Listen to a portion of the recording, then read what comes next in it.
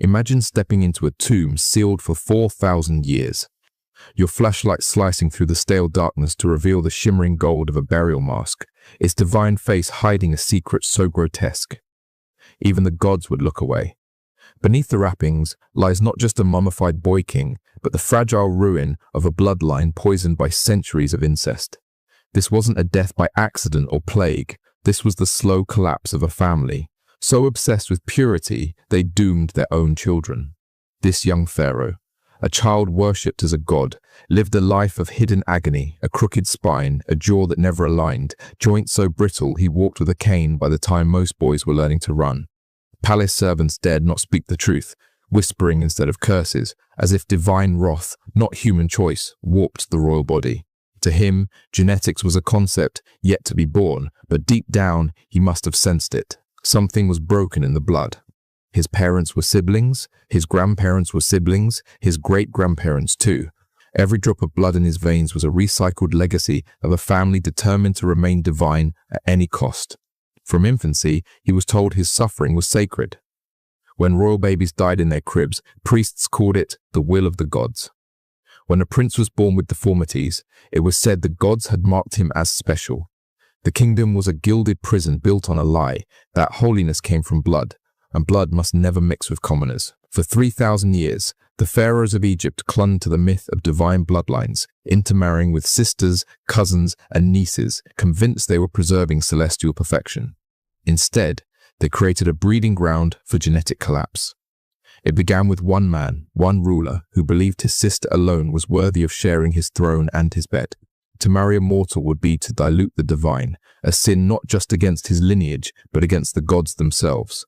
The priests agreed. The court approved. No one asked what price the children would pay. And so the tradition hardened into law, then into culture, then into blind faith. Each generation sank deeper into isolation, believing deformities were divine signs, not warning flares. What began as spiritual purity became biological suicide. A slight overbite in one generation became a debilitating jaw in the next. A clubfoot here, a stillbirth there, all brushed off as mysteries of the gods, never traced back to the bedrooms of the royal palace. The Egyptians were not fools. They were master builders, astronomers, medical pioneers. But even the sharpest minds can be blinded by belief. Court doctors chronicled the twisted bodies and early deaths, but never saw the pattern. And when one particular dynasty emerged, in the blinding heat of the 14th century BCE, it would take Egypt's genetic obsession to its horrific climax. That dynasty began with a boy born into splendor and pain. His name was Akhenaten, and long before he became the infamous heretic who abandoned Egypt's gods, he was a child whose body betrayed every lie told about divine blood. His skull elongated unnaturally, his hips flared wide, his chest swelled with feminine curves. Servants looked away, courtiers spoke in riddles, artists lied, but the deformities were too grotesque to mask. When Akhenaten took the throne, he did something unthinkable. He told the truth. He ordered his family portrayed as they truly were, alien, fragile, misshapen. The realism was jarring. Elongated skulls, distended stomachs, children who looked as eerie as their parents. Historians once called it an artistic revolution, but it was something far sadder, an act of honesty from a man too exhausted to pretend. His wife Nefertiti bore 6 daughters, and perhaps several sons, most of whom died. The daughters who lived bore the same signs, divine to the court, but visibly sick to anyone looking closely.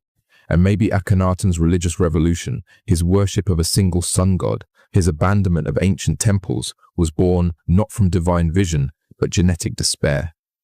If the old gods cursed his family, perhaps a new one could save them. So he moved the capital to a remote desert, built a new city, and buried his family in golden isolation, cut off from the world, hoping the sickness wouldn't follow. It did. The pharaoh died young, his revolution collapsed, his city crumbled, his name was erased. But his bloodline lived on into the next generation, into a boy already broken at birth. This was Tutankhamun, the child god with clubfoot and a curved spine, the boy king whose body bore the full cost of a dynasty obsessed with its own blood. But before we follow that legacy further into darkness, let me know in the comments. Where in the world are you watching this from? I find it incredible that across oceans and centuries, we can all witness this tragic history together. Now, let's descend deeper into the tombs and into a nightmare centuries in the making. At just 19 years old, Tutankhamun's weakened body gave out, not from war, not from poison, but from a simple case of malaria that a healthy man could have survived. His immune system, ravaged by centuries of inbreeding, was defenseless, and as fever consumed him inside the Golden Palace walls, he may have realized a terrible truth that none of his physicians could name. He was not cursed by the gods, but by his blood. Every painful breath, every collapsed joint, every failed pregnancy in his family, none of it was divine punishment. It was the price of a dynasty that valued purity over survival. His death came quietly, buried under rituals and gold, forgotten by the world until Howard Carter opened his tomb over 3,000 years later. Ironically, the very genetic damage that caused his early death preserved his resting place in perfect condition. And when DNA analysis was performed in 2010, science finally confirmed what the ancient world refused to see. Tutankhamun was the child of brother and sister, a biological victim of a political obsession with bloodline purity. You would think such a devastating end would serve as a lesson, that Egypt, having seen the cost of incest and the collapse it brought to one of its most sacred bloodlines, might have changed course. But history rarely learns the first time. And in Egypt, the myth of divine blood proved more powerful than truth. Over 1,000 years after Tutankhamun's tragic death, the mistake would be repeated on an even more catastrophic scale. When Alexander the Great conquered Egypt in 32 BCE, his death a decade later triggered a brutal scramble for power. One of his generals, Ptolemy, claimed Egypt as his own and declared himself pharaoh. But Ptolemy didn't just adopt Egyptian titles, he adopted their darkest tradition. Surrounded by temple carvings of pharaohs marrying their sisters, the new Macedonian rulers mistook inbreeding for divine mandate. They weren't even Egyptian, but the symbolism of purity was politically irresistible. And so, the Ptolemaic dynasty was born, a Greek family ruling Egyptian lands while recreating the genetic nightmare that had doomed the dynasties before them. Brother married sister, their children married each other, over and over, for 300 years. Imagine the palace conversations, young siblings raised side by side, told from childhood that they were destined not just to rule together, but to lie together, to breed together, to continue the line. What should have been the safety of family became a prison of obligation. Cousins, siblings, uncles, they all became entangled in a royal bloodline so incestuous it defied logic. The family tree became a tangled loop of names repeating endlessly, each generation more genetically damaged than the last. And at the end of this spiraling lineage, a single woman would be born whose name would echo through history. Cleopatra VII. Born in 69 BCE, she was the final result of 2.5 centuries of genetic isolation. Her myth endures as one of beauty and seduction, but reality paints a grimmer picture. The Ptolemaic family had been marrying within itself for so long that the damage was unavoidable. Historians suspect Cleopatra bore the same signs of inbreeding as her ancestors. Sharp, exaggerated facial features, possible jaw deformities, and the invisible burdens of inherited weakness. Her fabled beauty may have been less about appearance and more about projection, a political necessity crafted by Roman poets and Egyptian priests alike. What truly set Cleopatra apart wasn't her face, but her mind. Unlike her fragile ancestors, she inherited intelligence that seemed untouched by her lineage's decay. She spoke 9 languages, understood philosophy and science, and navigated the vicious politics of Rome with a skill that left even Julius Caesar and Mark Antony enthralled. But her most critical mission wasn't political, it was genetic. Cleopatra needed new blood. Her children with Caesar and Antony represented more than dynastic alliances. They were her desperate attempt to break free from centuries of inbreeding, but the Roman Empire was merciless. After her defeat, Octavian, soon to become Augustus, made sure her children would not survive to challenge his rule.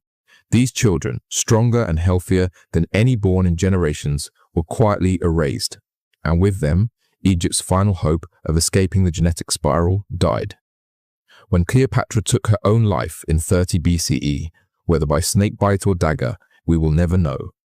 She ended not just her reign, but a 300-year biological experiment in royal destruction.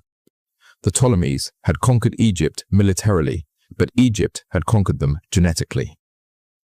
They came as foreigners, but by adopting Egypt's sacred obsession with blood purity, they fell into the same trap that had consumed the pharaohs before them. This wasn't just a pattern of individual families. Egypt's history reveals a terrifying cycle. During powerful dynasties, the desire to preserve divine blood always returned. In periods of strength, rulers refused to mix with outsiders, and in doing so, planted the seeds of their own collapse. The Old Kingdom practiced occasional inbreeding. The Amarna period took it to an extreme. When those dynasties crumbled, new rulers would marry foreigners, bringing diversity and stability. For a while, then the cycle would restart. Isolation, damage, collapse. It happened again and again. Power bred arrogance. Arrogance demanded purity. Purity led to pain. The archaeological record bears witness to this. Mummies showing distorted bones, skulls reshaped by genetics, records of short lifespans, and royal infants who died before their names could be carved into tomb walls. Each time a royal family gained strength, it seemed compelled to retreat inward, believing that mixing blood with outsiders would taint their legacy.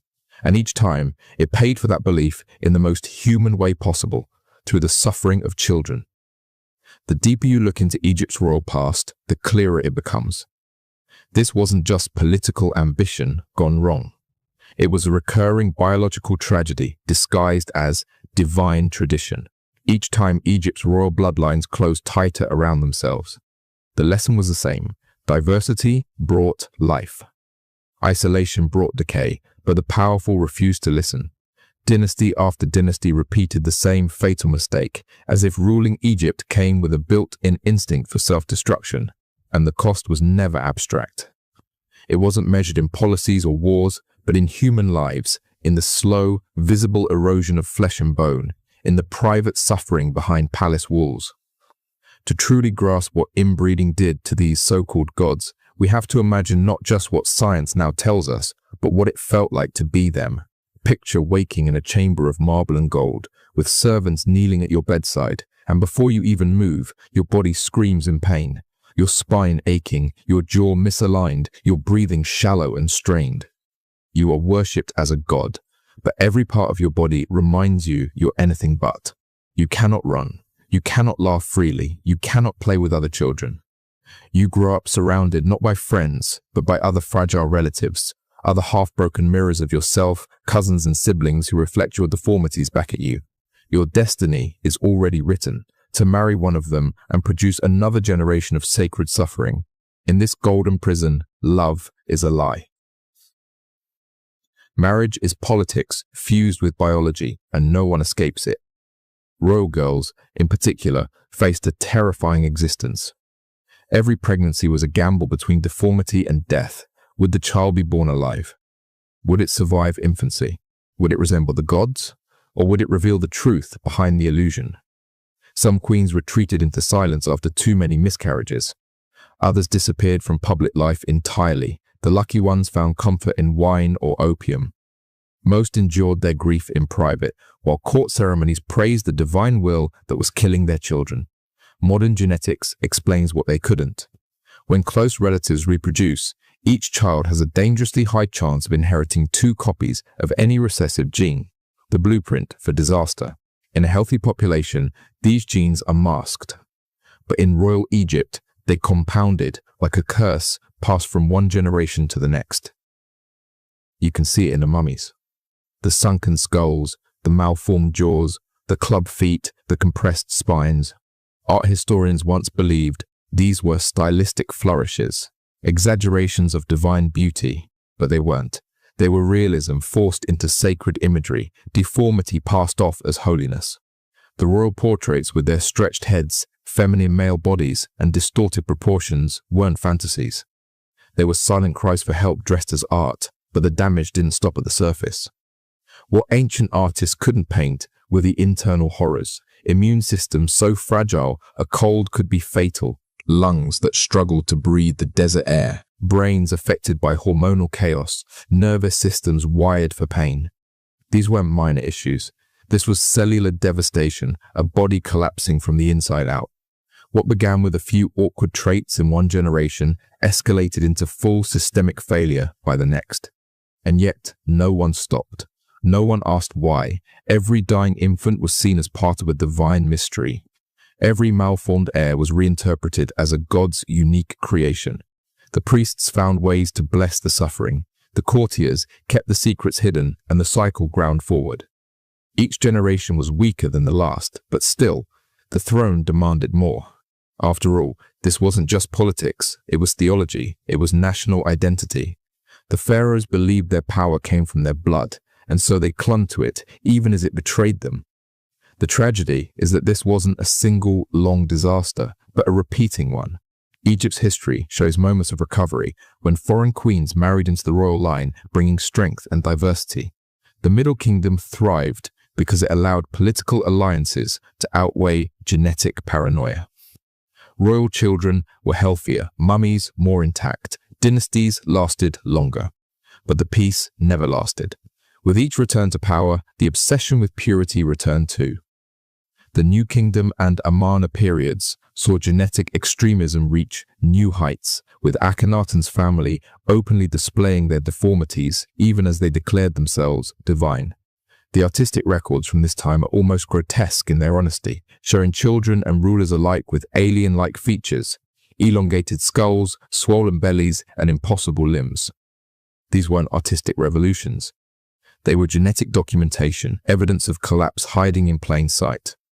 After Amarna's fall, Egypt turned outward again, marrying into Nubian and Near Eastern royalty. And again, things improved. Stronger bones, longer lives, fewer deformities. But then came the Greeks. The Ptolemies, seduced by Egypt's ancient myths, reintroduced the very thing that had almost destroyed it. Their reign marked the most extreme chapter in Egypt's genetic collapse. A closed system so isolated that family trees became genetic cages. And through it all, the cycle repeated. Diversity brought strength, purity brought pain. But every dynasty learned too late, if they learned at all. The evidence lies everywhere, in bones, in tombs, in art, in death masks that try to hide suffering behind gold. The pharaohs believed they were preserving divine power. But in truth, they were conducting one of the longest and cruelest experiments in human genetics the world has ever seen. And his subjects weren't rats or peasants. They were kings, queens, princes, and princesses. They ruled the world, but couldn't escape the prison built by their own lineage. The end of Egypt's royal inbreeding tragedy didn't come through wisdom or reflection. It came only when science forced humanity to confront the undeniable cost of genetic isolation. For thousands of years, divine blood had been seen as a blessing. But when genetics emerged as a field of knowledge, it exposed the ancient curse hiding beneath crowns and gold. Inbreeding wasn't preserving sacred lineage, it was destroying it, cell by cell, generation by generation. The pharaohs couldn't know this. They saw genetic diversity as contamination, a threat to their God-given power. But modern biology teaches us the opposite. Variation is protection, evolution's way of guarding against the silent damage hiding in our DNA. Harmful genes exist in all of us, but they are kept at bay through diversity. In the royal tombs of Egypt, that diversity was deliberately stripped away in the name of political purity, and the results became catastrophically visible. These rulers weren't just victims of bad luck, they were casualties of ideology, and though their intentions may have been spiritual, the consequences were biological and devastating. Their collapse, though tragic, gave rise to modern knowledge. Every mummy unwrapped, every bone scanned, every DNA strand tested brought us closer to understanding the human genome. The very suffering these rulers endured became a gift to the future, teaching modern science what unchecked genetic isolation can do to the human body. So now, as we return one last time to the tomb where this story began, where Tutankhamun lies beneath his death mask of gold and reverence, we must look beyond the art. That shimmering mask wasn't just a tribute to divine power. It was a shield, a desperate attempt to hide the truth of a broken boy sacrificed to ancestral pride. When we look at that mask now, we don't just see a king, we see a child whose life was shaped by decisions made centuries before he was born. We see a victim of misguided belief, of traditions that valued bloodlines over health, symbolism over science. And if these ancient rulers could speak across time, what would they say? Perhaps Akhenaten, the heretic king whose body defied beauty, would warn us against clinging to religious dogma that distorts reality. Perhaps Tutankhamun, the crippled boy god, would beg us to prioritize compassion and understanding over purity and pride. Perhaps Cleopatra, the last pharaoh, would urge us to abandon dynastic pride in favor of love, humanity, and survival. These were not just kings and queens. They were living case studies in the consequences of marrying power to ignorance. Their voices are silent, their temples mostly ruined, their names carved into stone and dust. But the message remains, not written in hieroglyphs, but in bone, blood, and DNA. Mixing bloodlines is not weakness, it's survival.